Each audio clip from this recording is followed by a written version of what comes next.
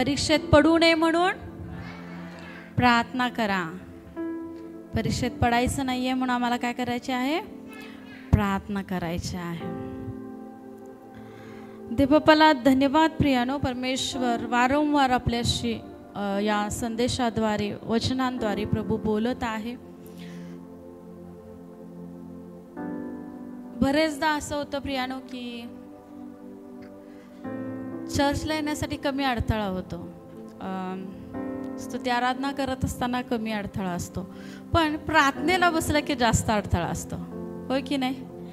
जे लोक सहमत असतील ते हात उंच करून सांगतील की प्रार्थना करताना काहीतरी घडतं. कोणतरी घरी येतं किंवा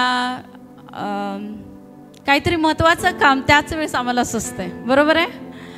किंवा असं वाटतं की आता थोडा वेळ प्रार्थना थांबूया आणि पहिलं ते काम करून घेऊया, मग प्रार्थनेला बसूया. होतं की नाही? या पद्धती होतात प्रियानो, या गोष्टी होतात. आणि मला सांगू द्या, बरेचदा आपण म्हणतो की हे सैतान कार्य. हो, हे सैतान कार्य आहे, कारण सैतान थांबवतो आम्हाला. कारण प्रार्थना करणं म्हणजे काय आहे? देवाशी बोलणं आहे. सैतानाला आवडेल का आम्ही देवाशी बोलत आहोत? नाही आवडणार, आहे ना. जी लोक देवाशी बोलतच नाहीत त्या लोकांना सैतान त्रास देत नाही, पण जी लोक देवाशी बोलतात त्या लोकांना सैतान काय करतो? त्रास देतो. आणि आम्ही बघतो प्रियानो की खूप काही अडथळे प्रार्थने वेळेस नेमके येतात. बाकीच्या वेळी आम्ही निवांत असतो, पण आता असं ठरवतो की बाबा मला आता प्रार्थनेला बसायचं आहे, आणि त्याच वेळी काहीतरी महत्त्वाचा फोन येईल, खूप काही गोष्टी घडतात त्यावेळी. पण मला आज तुम्हाला सांगायचं आहे, परमेश्वर, तुम्ही बऱ्याचदा हे वचन वाचलेलं आहे प्रियानो, पण परत एकदा आज परमेश्वर आपल्या प्रत्येकाशी बोलत आहे. आणि प्रभू म्हणत आहे परीक्षेमध्ये पडू नये म्हणून काय करा? प्रार्थना करा. ज्यावेळेस टायटल तुम्ही बघितलं, काय वाटलं तुमच्या अंतःकरणामध्ये? देवाचं वचन आहे हे, बरोबर आहे ना? परीक्षेत पडू नये म्हणून प्रार्थना करा. देवाचं वचन काही बोललं का? बोललं? कोणाशी बोललं? बोललं? काय बोलत होता? जागृत राहण्याविषयी सांगितलेलं आहे. अजून कोणाशी बोललो? ठीक आहे, आता वाचा जरा, टायटल टाक. आता वाचा आणि सांगा की देवाचं वचन तुमच्याशी काय बोलत आहे. कारण हे देवाचं वचन आहे, सजीव आहे, सक्रिय आहे, ते बोलतं. देवाचं वचन बोलतं की नाही? बोलतं. काय बोलत आहे?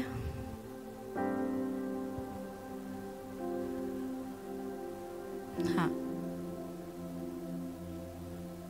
प्रार्थना आपण केली पाहिजे. अजून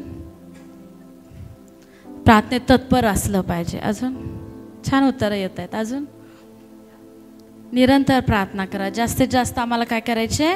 प्रार्थना करायचे. अजून काहीतरी आहे बघा. बघा काय आहे. खूप छान उत्तरं तुम्ही देत आहात. अजून काहीतरी गोष्ट आहे, वचनामध्येच आहे. हा, काय आहे? संकट येण्या अगोदर, परीक्षेत पडण्या अगोदर आम्हाला काय करायचे? प्रार्थना करायचे. हे देवाचं वचन आज आपल्याशी बोलत आहे प्रियानो. आम्ही प्रार्थना करतो, आम्ही प्रार्थना करत नाही असं नाही. या ठिकाणी एकही व्यक्ती अशी नाही आहे की ती प्रार्थना करत नाही. बरोबर आहे ना? आपण सगळे प्रार्थना करतो प्रार्थना. पण काय होतं की संकट आल्यानंतर, अडचण आल्यानंतर मग आम्ही काय करतो? प्रार्थना करतो. त्याच्या अगोदर आम्ही प्रार्थना करत नाही. बरोबर आहे ना? हो की नाही? एक गोष्ट मी सांगते तुम्हाला. एक व्यक्ती असतो आणि त्याला एका कामगाराची गरज असते. एक व्यक्ती असतो, त्याला कामगाराची गरज असते आणि तो खूप कामगार शोधतो आणि त्याला खूप कामगार देखील मिळतात, पण त्याला जसा पाहिजे तसा कामगार मिळत नाही. तर तो त्याचा व्यवसाय असतो, मेंढ्या तो राखत असतो. परत त्याच्या म्हैसी असतात आणि भुसा माहिती आहे ना? त्या भुसाचा त्याचा काय असतो? व्यवसाय असतो. आणि हे तिन्ही व्यवसाय तो करत असतो प्रियानो. आणि हे करत असताना तो बिचारा थोडा वयस्कर असतो, त्यामुळे त्याला सगळं झेपत नसतं. आणि त्यामुळे तो विचार करतो की कामगार आपण ठेवूया, जेणेकरून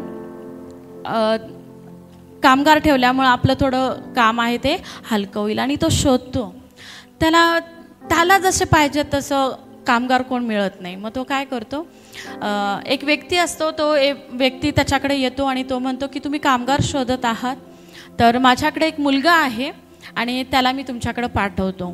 तर तो व्यक्ती म्हणतो ठीक आहे पाठवा, पण तो काम करणार का?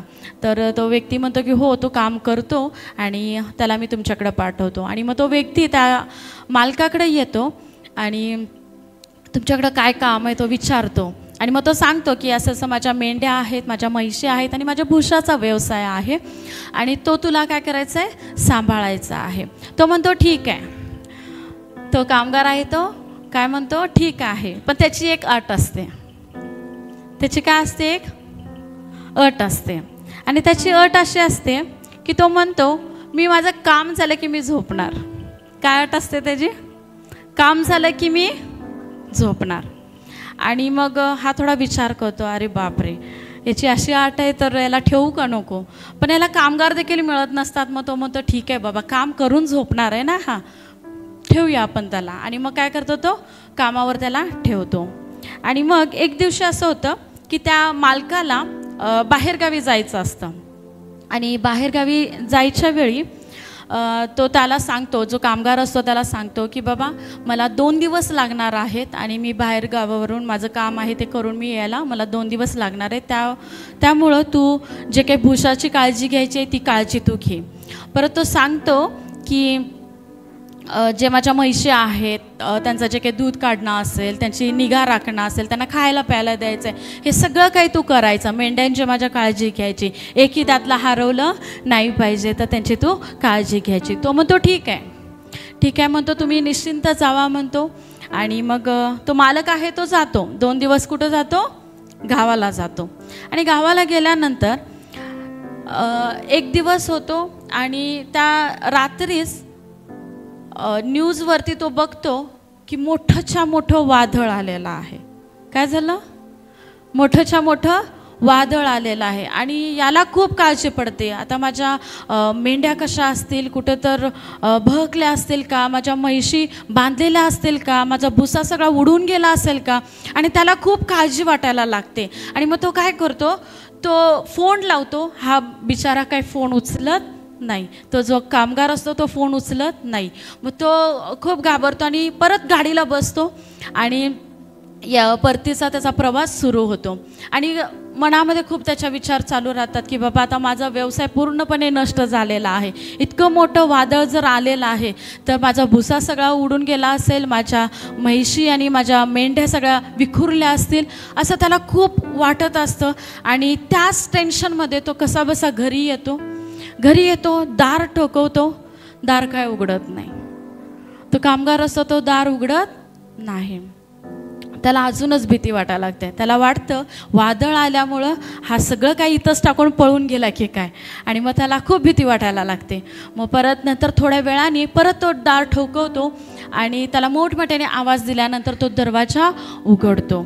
उघडल्यानंतर तो त्याला म्हणतो की माझा व्यवसाय कसा आहे, माझ्या मेंढ्या कुठं आहेत, माझ्या म्हशी कुठं आहेत, माझा भुसा कुठं आहे, तो त्याला विचारतो प्रियानो. कारण काळजी असते ना आपल्या व्यवसायाची आपल्याला, आणि त्याला खूप काळजी वाटते. आणि तो त्या कामगाराला विचारतो की बाबा कसं काय आहे सांग मला. आणि मग तो कामगार आहे तो त्याला जिथं त्यानं मेंढ्या बांधलेल्या असतात त्या ठिकाणी तो जातो, तिथं बघतो, म्हैसी दाखवतो, भुसा दाखवतो आणि सगळं काही प्रियानो सगळं व्यवस्थित असतं. काय असतं, सगळं काही व्यवस्थित असतं. त्यानं तो भुसा असतो त्याच्यावर कागद टाकून तो बांधून ठेवलेला असतो. परत त्या म्हैशी आहेत त्यांना बांधलेलं असतं, जे मेंढ्या आहेत त्यांना त्या कंपाऊंडमध्ये घातलेलं असतं आणि सगळं काही व्यवस्थित आहे. आणि हा व्यक्ती काय केला होता, जाऊन झोपला होता. त्यामुळे त्यानं त्याचा फोन पण उचलला नाही आणि दार ठोकवत होता तर दारसुद्धा उघडत नव्हता तो. कारण त्यानं काय सांगितलं होतं कामावर ठेवताना, अट कुठली होती, काय काय, काम झालं की मी काय करणार, झोपून जाणार. त्यानं काम झाल्यानंतर काय केलेलं आहे, झोपून गेलेलं आहे. या गोष्टीवरून मला तुम्हाला हे सांगायचं आहे प्रियानो की संकट येण्याची आम्हाला वाट नाही बघायची, तर संकट येण्या अगोदर आम्हाला काय करायचं आहे, प्रार्थना करायची. अडचण येण्याची आम्ही वाट नाही बघायची, तर त्याच्या अगोदर आम्हाला प्रार्थना करायची आहे प्रियानो.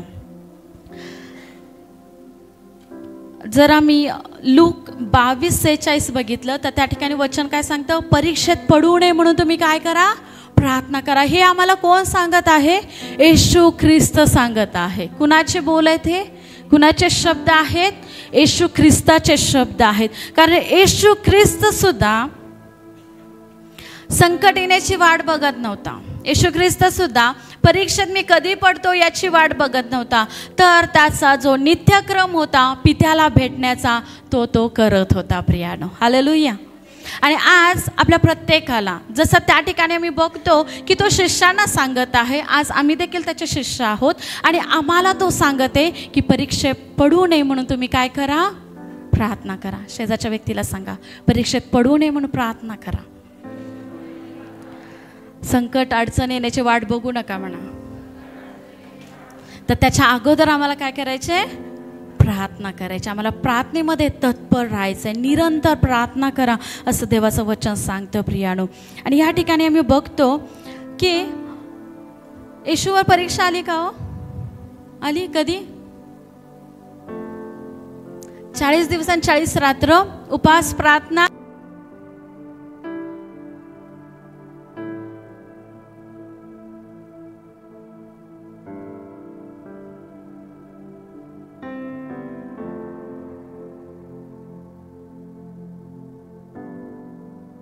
Check check. कधी परीक्षा झाली येशूची? आता तुम्ही मला म्हणणार, सिस्टर तुम्ही सांगत आहात की परीक्षेत पडू नये म्हणून तुम्ही प्रार्थना करा, म्हणजे संकट अडचणी येणार नाहीत.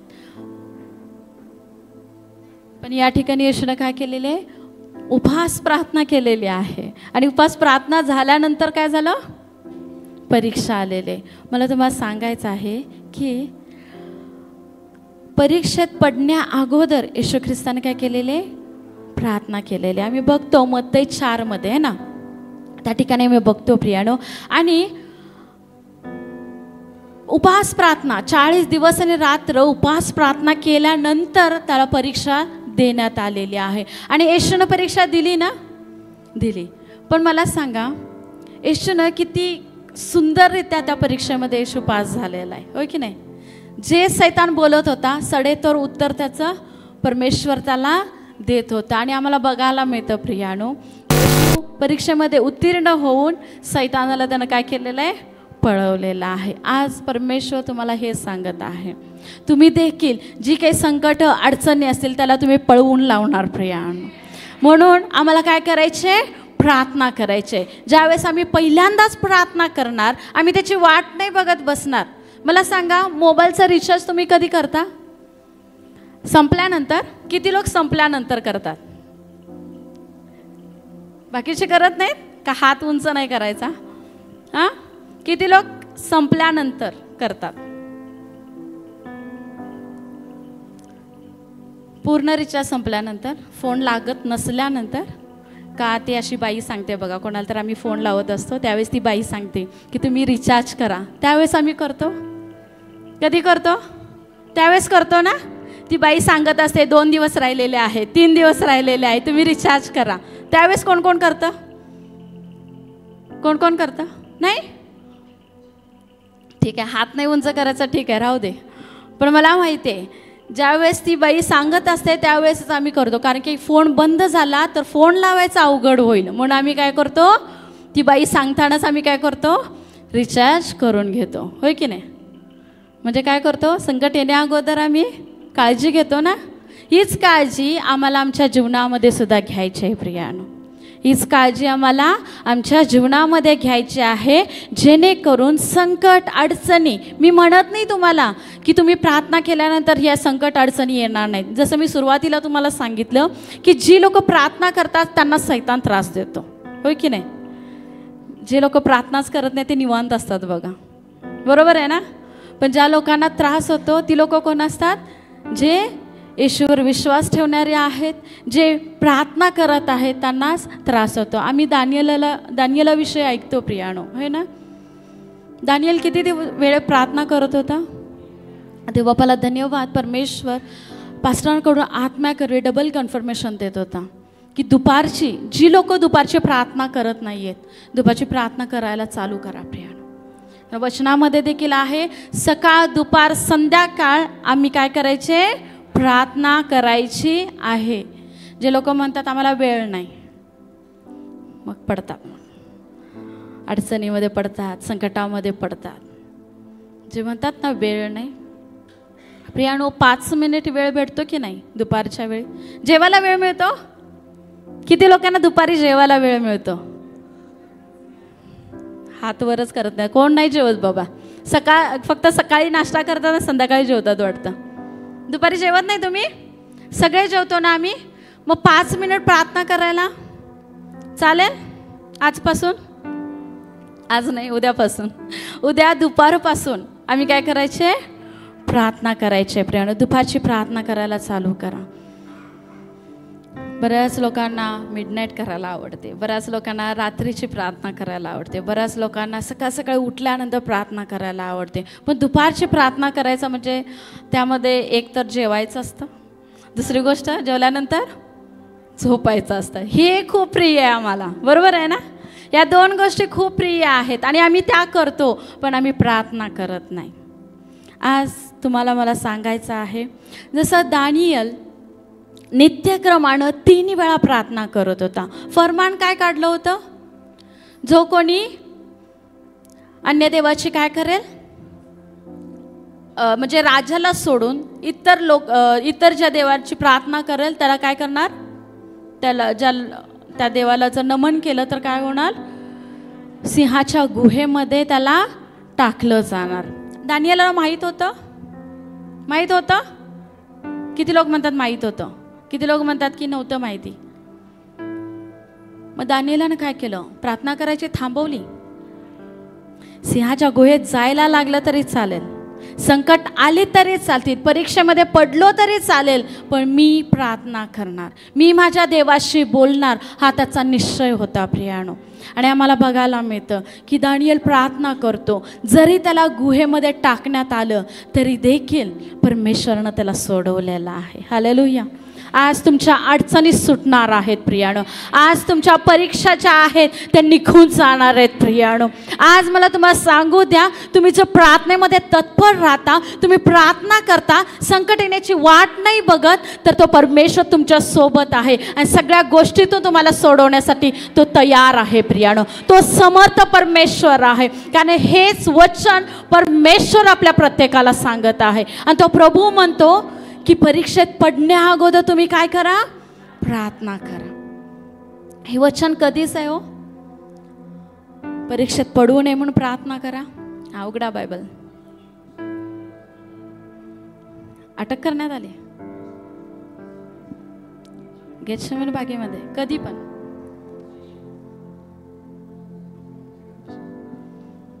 शेवटचे घटका. बर, अजून कधी काढूया आपण, लूक 22 काढूया आपण.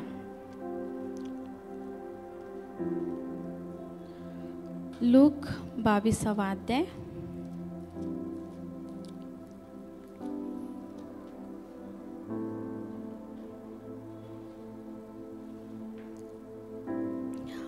आणि 40वे वचन बघा.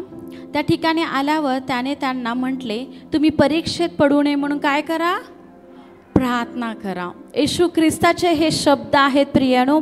येशूनं शिष्यांना सांगितलेलं आहे की तुम्ही परीक्षेत पडू नये म्हणून काय करा, प्रार्थना करा. आज परमेश्वर जर तुमच्याशी बोलत असेल तर एक अंतःकरणामध्ये ठरवा प्रियानो की मी प्रार्थना करणार. भले मी आजारी नसू दे, भले माझ्यावर काय अडचण येऊ नये, पण तरी देखील मी प्रार्थनेमध्ये तत्पर राहणार, मी निरंतर प्रार्थना करणार. संकट आल्यानंतर सगळेच प्रार्थना करतात, कोण प्रार्थना करत नाही असं नाही.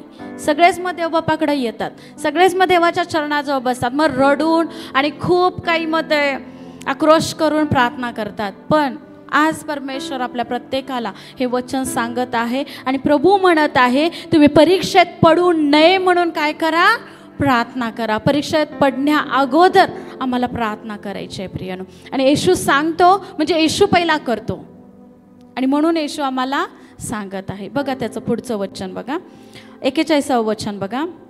येशूनं 40व्या वचनामध्ये शिष्यांना सांगितलं, बरोबर? शिष्यांना सांगितलं म्हणजे आम्हाला देखील सांगितलं. शेजारच्या व्यक्तीला सांगा, येशूनं आपल्याला सांगितलं, येशूनं तुम्हाला सांगितलं, प्रार्थना करा. येशूनं मला सांगितलं, प्रार्थना करा. येशूनं आपल्या सगळ्यांना सांगितलेलं आहे की परीक्षेत पडू नये म्हणून तुम्ही काय करा, प्रार्थना करा. आणि त्या ठिकाणी 41 वचन बघा, मग त्यांच्यापासून सुमारे धोंड्याच्या टप्प्या इतका तो दूर गेला आणि त्याने गुडघे टेकून अशी प्रार्थना केली. ती वेळ, ती परिस्थिती खूप नाजूक होती प्रियानो, खूप कठीण होती येशूसाठी, होती की नाही? काय होणार होतं? त्या ठिकाणी त्याला अटक करण्यात येणार होती आणि त्याला समोरचा जो काही त्याचा प्रवास आहे, जो त्याला कल्वरीच्या टेकडावर जायचं होतं, तो वधस्तंभ, ओझा वधस्तंभ घेऊन त्याला जायचं होतं. त्याला त्या रस्त्यामध्ये फटके खायचे होते, लोकांची निंदा ऐकायची होती, खूप काही गोष्टी लोक बोलत होते आणि ह्या सगळ्या काही गोष्टी त्याला ठाऊक होत्या प्रियानो. आणि हे सगळं काही माहीत असताना तो एक गोष्ट करत आहे. त्याला माहीत आहे या सगळ्या गोष्टी माझ्या बाबतीत घडणार आहेत, पण तो काय करत आहे? प्रार्थना करत आहे. तो प्रार्थना करत आहे प्रियानो. आणि ह्या ठिकाणी आम्हाला बघायला मिळतं 42व्या वचनामध्ये, हे पित्या, तुझी इच्छा असेल तर हा प्याला मजपासून दूर कर, तरी माझ्या इच्छेप्रमाणे नको तर कुणाच्या इच्छेप्रमाणे होऊ दे? येशूच्या इच्छेप्रमाणे नको तर स्वर्गीय पित्या तुझ्या इच्छेप्रमाणे होऊ दे, अशी येशूची प्रार्थना होती प्रियानो. समोर दिसत होतं, समोर मरण दिसत होतं, जे काही सहन करायला लागणार होतं हे सगळं काही दिसत असताना येशू काय प्रार्थना करतो? मला यातनं बाहेर काढ, अशी प्रार्थना येशूची. येशू काय म्हणत आहे? पित्या, मला वाटत आहे की हा प्याला माझ्यापासून दूर होऊ दे, पण माझी इच्छा नको तर कुणाची इच्छा होऊ दे? येशूची इच्छा, देवाची इच्छा पूर्ण होऊ दे. येशूच्या इच्छेला त्यानं, स्वतःच्या इच्छेला त्यानं काय केलेलं आहे? खाली केलेलं आहे. देवाच्या इच्छेला त्यानं उंच केलेलं आहे प्रिया. आणि म्हणूनच आज आम्ही तारलेले आहोत, म्हणूनच आज आम्हाला तारण मिळालेलं आहे, म्हणूनच आज आम्ही निवडलेले आहोत, म्हणूनच आज आम्ही जिवंत आहोत प्रियानं. कारण आध्यात्मिक जिवंतपणा आमच्यामध्ये आलेला आहे तो फक्त येशू ख्रिस्ताच्या मरणामुळे, नाहीतर आम्ही मेलेले होतो. आमचा श्वास आहे पण आम्ही मेलेले होतो प्रियानो. आज परमेश्वर तुमच्याशी बोलत आहे का? प्रार्थना म्हणजे श्वास आहे प्रियानो, विश्वासणाऱ्या लोकांचा श्वास आहे. जर आम्ही प्रार्थना करत नाही तर आम्ही काय करतो माहिती आहे? श्वासच घेत नाही. मग तो श्वास, आता 2 मिनटं मी सांगितलं तुम्हाला, श्वास घेऊ नका, असंच बसा. काय होईल? गुदमरल्यासारखं होईल ना? होईल की नाही? मला सांगा, तो आध्यात्मिक माणूस आमचा कसा होत असेल जर आम्ही प्रार्थना करत नाही तर? त्याला कसं घुसमटल्यासारखं होत असेल की नाही? नाहीतर नाकाने तोंडाचं दाबून बघा कसं वाटतं. हां, श्वासच घ्यायचा नाही. किती किती लोक रोज श्वास घेतात, सगळे घेतात. अरे मी आध्यात्मिक म्हणत आहे, तुम्ही जिवंत आहात म्हणजे श्वास घेतात म्हणून तर जिवंत आहात. आध्यात्मिकरित्या म्हणत आहे मी. जी प्रार्थना जे म्हणत आहे मी, श्वास आहे आपला, ख्रिस्ती जीवनाचा श्वास आहे, ख्रिस्ती लोकांचा, विश्वासणाऱ्या लोकांचा श्वास आहे प्रार्थना. ते किती लोक घेतात? तो श्वास किती लोक घेतात? किती वेळा? किती वेळा? 2 वेळा. मला वाटलं, ऐकायला आलं मला 2 वेळा. मग हा श्वास किती वेळा घेतो आम्ही? किती वेळा घेतो? चालू असतो ना? चालू असतो. जर नाही घेतला तर काय होईल? गुदमरणार ना आम्ही, मरणार है ना? छान उत्तर दिलं. काय होणार? मग आध्यात्मिक श्वास 2 वेळाच, आणि हा श्वास आम्ही नेहमी घेतो, सारखा घेतो, का तर आम्हाला जिवंत राहायचं आहे, आम्हाला जिवंत राहायचं आहे. प्रियानो, आज देव बोलत आहे का तुमच्याशी? वचन बोलत आहे? किती लोकांशी बोलत आहे देवाचं वचन? आम्हाला श्वास, जर हा श्वास आहे जिवंत राहण्यासाठी आम्ही घेतो प्रियानो, त्याची गरज आहे आम्हाला, तशीच आम्हाला प्रार्थनेची देखील गरज आहे. जर आध्यात्मिक माणूस आमचा जिवंत राहिला पाहिजे, टवटवीत राहिला पाहिजे, तर आम्हाला आध्यात्मिक श्वास देखील घेणं गरजेचं. आध्यात्मिक श्वास म्हणजे काय आहे? आमच्या प्रार्थना आहेत, प्रार्थना आहेत. आम्ही श्वास कधी थांबवत नाही, पण आम्ही प्रार्थना थांबवतो. प्रार्थना थांबल्या तर चालेल, पण कार्यक्रमाला जाणं महत्त्वाचं आहे. बरोबर आहे की नाही? हां, एक शब्दात आम्ही नाही गेलो चर्चला म्हणून काय होतं? आमचे पाहुणे रुसतील हो. पाहुण्यांची काळजी, देवाची काळजी नाही. देवाला काय वाटेल याचं आम्ही नाही लक्ष देत त्याच्याकडं, पण आम्हाला काळजी लोकांची, लोक काय म्हणतील. जर आम्ही प्रार्थना करत नाही प्रियानो, तर आम्ही श्वास घेत नाही. आणि मग विचार करा की आमच्या आत्मिक मनुष्य आहे त्या मनुष्याचं काय होत असेल. या ठिकाणी येशूनं आम्हाला सांगितलेलं आहे. येशूची आज्ञा किती लोक पाळतात? सगळेजण आपण पाळतो ना. आता ही देखील आज्ञा आम्हाला पाळायची आहे प्रियानो. येशू म्हणतो परीक्षेत पडू नये म्हणून तुम्ही काय करा? प्रार्थना करा. ज्या वेळी आम्ही प्रार्थना करत नाही ना प्रियानो, आम्ही असे ढिले पडतो. म्हणजे फुग्यातली हवा बघा, गेल्यानंतर तो फुगा कसा दिसतो? पूर्णपणे ढिला पडलेला असतो. तसं आमचं जीवन असतं प्रियानो. पण ज्यावेळेस आम्ही प्रार्थना करतो, आम्ही टवटवीत होतो. जसं हवा भरली जाते ना फुग्यामध्ये, आणि मग तो छान दिसतो. फुगा हवा भरल्यानंतर छान दिसतो का हवा काढल्यानंतर? भरल्यानंतर. मग हवा भरायची आहे आम्हाला. रोज हवा भरायची आहे. रोज आम्हाला काय करायचं आहे? प्रार्थना करायची आहे प्रियानो. कारण आम्ही प्रार्थना करूनच आम्ही टवटवीत राहू शकतो प्रियानो. देवाशी बोलूनच आम्ही टवटवीत राहू शकतो. देवाशी बोलूनच आम्ही सामर्थ्य कमवू शकतो. जर मी प्रार्थना करत नाही तर सामर्थ्य कुठनं येणार? आम्ही माप म्हणू, आम्हाला आत्म्याचा दुप्पट वाटा पाहिजे. आम्ही माप म्हणू, अभिषेक पाहिजे, सगळ्या गोष्टी पाहिजेत. पण आम्ही प्रार्थनाच करत नाही तर कुठून येणार प्रियानो? आज परमेश्वर जर तुमच्याशी बोलत असेल तर त्या परमेश्वराला एक वादा करा प्रियानो. एक वचन द्या की परमेश्वरा, मी प्रार्थना करणार, मी प्रार्थना करणार, मी निरंतर प्रार्थना करणार. जसं आम्ही श्वास घेतो हा नेहमी आम्हाला घ्यायला लागतो. म्हणून देवाचं वचन सांगतं की निरंतर तुम्ही काय करा? प्रार्थना. प्रार्थनेची अशी काही वेळ नाही आहे प्रियानो की याच वेळी आम्ही प्रार्थना केली पाहिजे. आम्ही निरंतर प्रार्थना करणं गरजेचं आहे, कुठल्याही वेळी प्रियानो. मला सांगा, एका ऑफिसमध्ये तुमचं काम असेल समजा, त्या ऑफिसची काहीतरी ठराविक वेळ असते ना, या वेळेस तुम्ही यायचं. किंवा हॉस्पिटलमध्ये आम्ही एखाद्या नातेवाईकाला भेटायला गेलो किंवा आम्हाला दाखवायला गेलो तर त्या ठिकाणी एक वेळ असते. बरोबर आहे ना? का कधी पण या, दवाखाना सुरूच आहे असं असतं? नाही. पण देवाला धन्यवाद प्रियानो, त्या परमेश्वरानं कुठली वेळ नाही ठेवलेली, कुठलीच वेळ ठेवलेली नाही. आम्ही कधीही उठू शकतो. आम्ही मध्यरात्रीचं जरी उठून देवाला हाक मारली तर परमेश्वर आमचा ऐकतो. आम्ही दुपारी प्रार्थना केली, परमेश्वर आमचा ऐकतो. आम्ही सकाळी प्रार्थना केली, परमेश्वर आमचा ऐकतो. आम्ही संध्याकाळी प्रार्थना केली, परमेश्वर आमचा ऐकतो. आम्ही रात्री प्रार्थना केली तरी देखील परमेश्वर आमचा ऐकतो प्रियानो.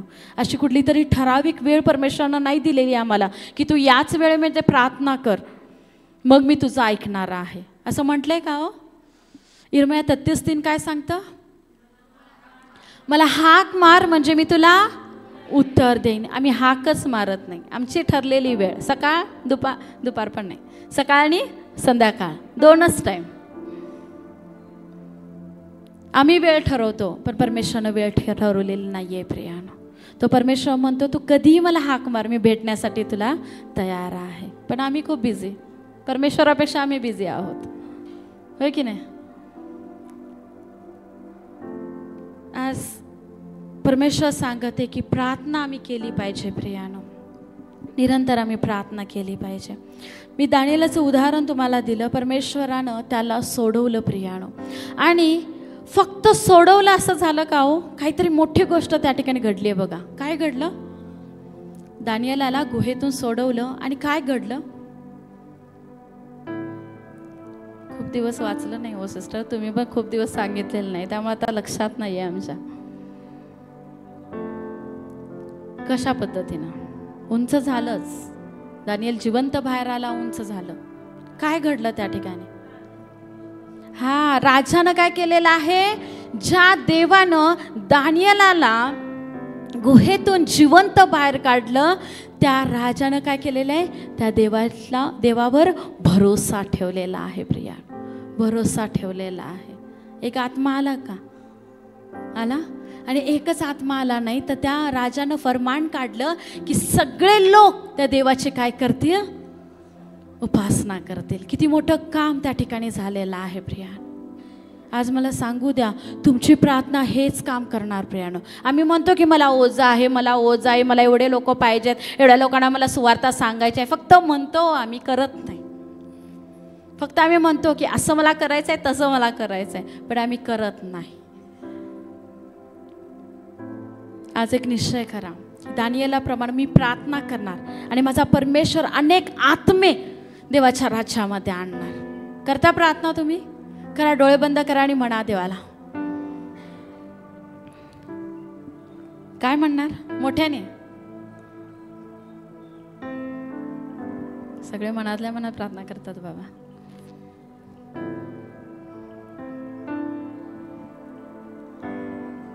आम्ही प्रार्थना करूया, आम्ही म्हणूया, परमेश्वरा दानिएलाप्रमाणे, परमेश्वरा दानिएलाप्रमाणे मी प्रार्थना करणार. कुठलीही अडचण, कोणतंही संकट, कोणतंही अरिष्ट माझ्यावर आलं तरी देखील त्या परिस्थितीमध्ये मी प्रार्थना करणार, मी प्रार्थना करणार. आणि याचं प्रतिफळ म्हणजे तू मला देणार अनेक आत्मे तुझ्या राज्यामध्ये येतील, तुझ्या राज्यामध्ये येतील. कारण देवबापाने हे आम्हाला काम दिलंय प्रियानो. परमेश्वराने आम्हाला काम दिलेलं आहे की आम्ही विनंती करायचे की कामगार मिळू देत म्हणून. आम्हीच काम करत नाही, कामगार मिळू देत म्हणून काय आम्ही प्रार्थना करतो है ना. आम्ही काम केलं तर आम्ही म्हणणार ना की कामगार मिळू देत. आम्हालाच माहीत नाही अजून काम करणं काय आहे. आज परमेश्वर सांगते की आम्ही प्रार्थना करायची आहे प्रियानो. परमेश्वर अनेक लोकांना तुमच्याद्वारे बंधनातून सोडवणार प्रियानो. तुमच्याद्वारे अनेक लोक संकटातून मुक्त होणार आहेत. तुमच्याद्वारे सैतानी बंधनातनं ते मुक्त होणार आहेत. जोखड त्यांचे मोडले जाणार आहेत प्रियानो, कारण तुम्ही प्रार्थना करत आहात. कारण प्रार्थना हे शस्त्र आहे, साधी गोष्ट नाही आहे. ही प्रार्थना शस्त्र आहे प्रियानो. तुम्ही 5 मिनिट जरी डोळे झाकून प्रार्थना केली, सैताना हरतो प्रियानो. सैतानाच्या राज्यामध्ये खळबळ चालू होते की अरे हा व्यक्ती प्रार्थना करत आहे. याकोबाच्या पत्रामध्ये देवाचं वचन सांगतं, नीतिमानाची प्रार्थना काय आहे? फार प्रबळ आहे, फार शक्तिशाली आहे. कारण की ती काय करते? कार्य करण्यास प्रबळ आहे. कारण ती बंधने तोडते, ती सैतानातनं बाहेर काढते, दुष्ट आत्म्यातून लोकांना बाहेर काढते. अनेक गोष्टी घडतात प्रियानो. म्हणून आम्हाला प्रार्थना करायची आहे. आम्हाला वाट नाही बघायची की संकट येऊ दे मग आम्ही प्रार्थना करतो, आम्ही पहिला आजारी पडू दे मग आम्ही आरोग्य मिळू दे म्हणून प्रार्थना करतो. अशी गोष्ट आम्हाला नाही करायची प्रिया. बरेच लोक मुलं बिघडल्यानंतर मग येतात, आमच्या मुलासाठी प्रार्थना करा. जोपर्यंत मुलं चांगली आहे तोपर्यंत आम्ही वचनामध्ये त्यांना नाही वाढवणार, आम्ही प्रार्थनेमध्ये नाही त्यांना वाढवणार. आणि बिघडल्यानंतर मग पास्टर सिस्टरना येऊन सांगणार आमच्या मुलासाठी प्रार्थना करा. संकट येण्या अगोदर आम्हाला प्रार्थना करायची. आमच्या मुलांसाठी जेवढे तुमची लेकरं आहेत त्या वयापासूनच त्यांच्यासाठी प्रार्थना करा प्रियानो. तुमची मुलं बिघडणार नाहीत, तुमची मुलं वाईट संगतीला लागणार नाहीत. कारण परमेश्वर त्यांची काळजी घेतो, प्रभू त्यांची काळजी घेतो. तर देवाला काळजी आहे प्रियानो आमची. एक असा प्रसंग आला शिष्यांवरती. शिष्य आणि येशू ख्रिस्त नावेतून जात होते काय झालं त्यावेळी? मार्कमध्ये आहे बघा, वादळ आलं है ना. येशू काय करत होता? येशू काय करत होता? हा, कोण म्हणते धमकावलं होतं, कोण म्हणते झोपला होता. लक्ष आहे सगळ्यांचं? किती लोकांना संदेश समजत आहे? समजत आहे का? सगळं माहिती आहे सिस्टर, बंद करा असं आहे नाही ना. आम्हाला बघायला मिळतं प्रियानो की मार्क 4 दिलेला आहे, तुम्ही बघू शकता त्या ठिकाणी. शिष्य आणि येशू ख्रिस्त बोटीतून, त्या जहाजीतून चालले होते आणि त्या ठिकाणी येशू खाली जाऊन काय केलेलं आहे? निवांत झोपलेला आहे. येशू का निवांत झोपला? माझा प्रश्न, येशू का निवांत झोपलाय त्या ठिकाणी? येशू हा, अजून कोण काय सांगू शकतं?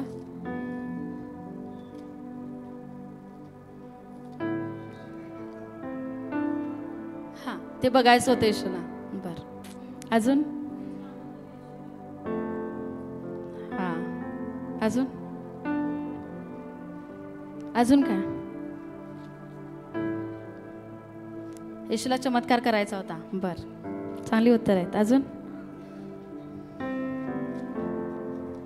अजून कोण काय सांगणार?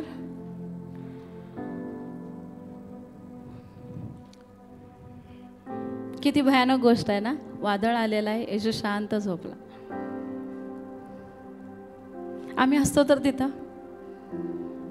आम्ही काय केलं असतं? सांगा, तुम्ही काय केलं असतं? समजा वादळ आलेलं आहे, तुम्ही त्या ठिकाणी आहात, येशू निवांत झोपलेला आहे, तुम्ही काय केलं असतं? कोणच काय करणार नाही, शांत बसून राहणार. वादळ येते, बुडतात, तुम्ही काहीच करणार नाही. येशूला काय केली असती? विनंती. कशी विनंती केली असती? गुडघ्यावर बसून अशी प्रार्थना केली असती का? जसे शिष्य म्हटलेत बघा. शिष्य काय म्हणतात बघूया आपण. 37 वचन. नंतर मोठे वादळ झाले व लाटा मचव्यावर अशा आदळत होत्या की तो पाण्याने भरू लागला. तर तो वर्मावर उशास घेऊन झोपी गेला होता. तेव्हा ते त्याला जागे करून म्हणाले, गुरुजी, आपण बुडत आहोत, तरी आपणाला काहीच वाटत नाही काय? विनंती केली असते आम्ही त्या ठिकाणी. समजा आम्ही त्या ठिकाणी आहोत, आम्ही काय केलं असतं? येशूला म्हटलं, येशू तुला काहीच वाटत नाही, आपण इथं बुडत होतो, तर निवांत झोपलास. शिष्यांचं पण तीच रिएक्शन आहे ना. तेच आम्ही देखील केलं असतं प्रियानो. पण येशू निवांत होता. येशू निवांत होता कारण येशूला माहिती आहे की मी प्रार्थना केलेली आहे, माझा परमेश्वर मला सोडवणारा आहे, माझ्यावर कुठलंच अरिष्ट तो आणणार नाही, हा विश्वास त्याचा पित्यावर होता प्रियानो. आणि म्हणून त्या ठिकाणी येशू काय झालेला आहे? निवांत झोपलेला आहे. आज मला तुम्हाला सांगू द्या, तुमच्या जीवनामध्ये सुद्धा तुम्ही सगळ्या काही गोष्टीमध्ये निवांत असणार प्रियानो. कसलीच चिंता, कसलीच काळजी तुम्हाला वाटणार नाही प्रियानो. कारण तुम्ही अडचण आल्यानंतर प्रार्थना नाही करत, तर अडचणीच्या अगोदर तुम्ही प्रार्थना करणारी लोक आहात. आणि म्हणून कुठलंही संकट येऊ दे, कुठलंही अरिष्ट येऊ दे, कुठलंही दुःख येऊ दे, कुठली अडचण येऊ दे, तुम्ही त्या ठिकाणी निवांत असणार प्रियानो. तुम्हाला कसलीच काळजी, चिंता सतवणार नाही, कुठलीच गोष्ट तुम्हाला अस्वस्थ करणार नाही, कारण तुमचा भरोसा परमेश्वरावर आहे. जसा दानिएलाचा भरोसा परमेश्वरावर होता, तसा तुमचा भरोसा परमेश्वरावर आहे. दानिएल घाबरला का सिंहाच्या गुहेत गेल्यानंतर? त्या ठिकाणी जाऊन तो प्रार्थना करत आहे.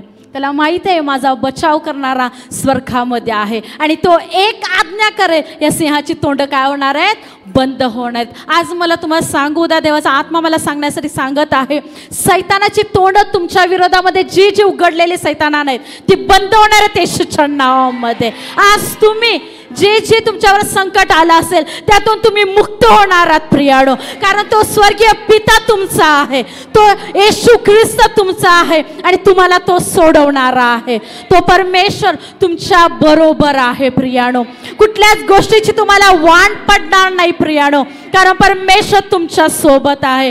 तुम्हाला अग्नी पोळणार नाही प्रियानो, तुम्हाला नद्या बुडवू शकणार नाहीत प्रियानो, कुठलाही व्यक्ती तुमच्या विरोधामध्ये काहीच करू शकणार नाही प्रियानो. कारण परमेश्वर, सर्वसमर्थ परमेश्वर तुमच्या बरोबर आहे आणि कोणी काहीच करू शकणार नाही प्रियानो. लोक येतील पण ते वार तुमच्यावर येणार नाहीत. सैतान जर ते बाण टाकेल पण तुमच्यापर्यंत ते पोहोचणार नाही प्रियानो, कारण तुम्ही प्रार्थना करणारी लोक आहात आणि परमेश्वर तुम्हाला संरक्षण देणारा आहे.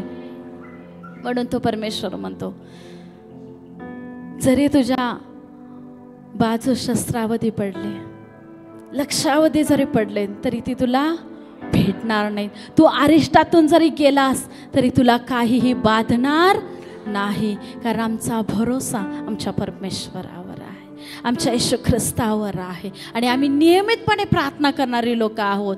तर कुठलंही अरिष्ट आणि संकट जरी आलं तरी आम्ही त्यामध्येच नाही राहणार प्रियानो, त्यातनं आम्ही बाहेर येणार आहोत.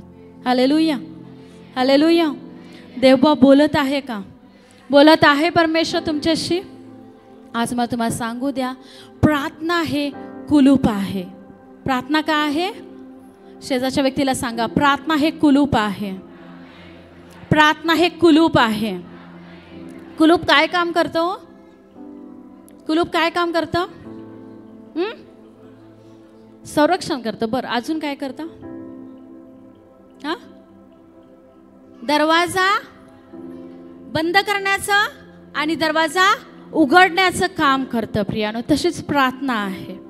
ज्यावेळेस तुम्ही प्रार्थना करता, तुम्ही अनेक जे दरवाजे सैतानानं बंद केलेले आहेत ते तुम्ही उघडता प्रियानो, आणि अनेक जे दरवाजे बंद आहेत ते तुम्ही उघडता प्रियानो. आणि सैतानानं जी जी दारं तुमच्या विरोधामध्ये उघडलेली आहेत ते बंद करण्याची ताकद तुमच्या प्रार्थनेमध्ये आहे प्रियानो. आणि म्हणून कुठल्याही गोष्टीमध्ये तुम्हाला कमतरता पडू शकणार नाही प्रियानो. कुठलीही गोष्ट तुमच्यावर येऊ शकणार नाही प्रियानो, कारण तुम्ही प्रार्थनेचं शस्त्र वापरत आहात. कारण प्रार्थनेमध्ये काय आहे? नीतिमानाची प्रार्थना काय आहे? शक्तिशाली आहे, कार्य करण्यास प्रबळ आहे प्रियानो. तो परमेश्वर आपल्या प्रत्येकाच्या सोबत असतो प्रियानो. फक्त गरज आहे निरंतर प्रार्थना करण्याची, निरंतर प्रार्थना करण्याची. आज जर देवाचा आत्मा तुमच्याशी बोलत असेल, आज तुमच्या कुटुंबामध्ये, तुमच्या नोकरीमध्ये, तुमच्या व्यवसायामध्ये, कुठल्याही क्षेत्रामध्ये, तुमच्या नातेसंबंधामध्ये जर कुठलं वादळ आलं असेल प्रियानो, आज आम्ही त्याच्यासाठी प्रार्थना करूया. खरं देवबाप दाखवत आहे, बरीच अशी लोक आहेत की ते अनेक प्रसंगातून ते जात आहेत, अनेक दुःखाच्या प्रसंगातून, अडचणीच्या प्रसंगातून जात आहेत. मला सांगू द्या, तुम्ही जर आज निर्णय घेता की मी प्रार्थना करणार आहे, मी प्रार्थना करणार आहे, मी वाट बघणार नाही की ते संकट माझ्यावर कधी येईल, त्याच्या अगोदर मी प्रार्थना करणार आहे, तर परमेश्वर त्या सगळ्या गोष्टीतनं तुम्हाला बाहेर काढणार आहे प्रिया. या आम्ही जागे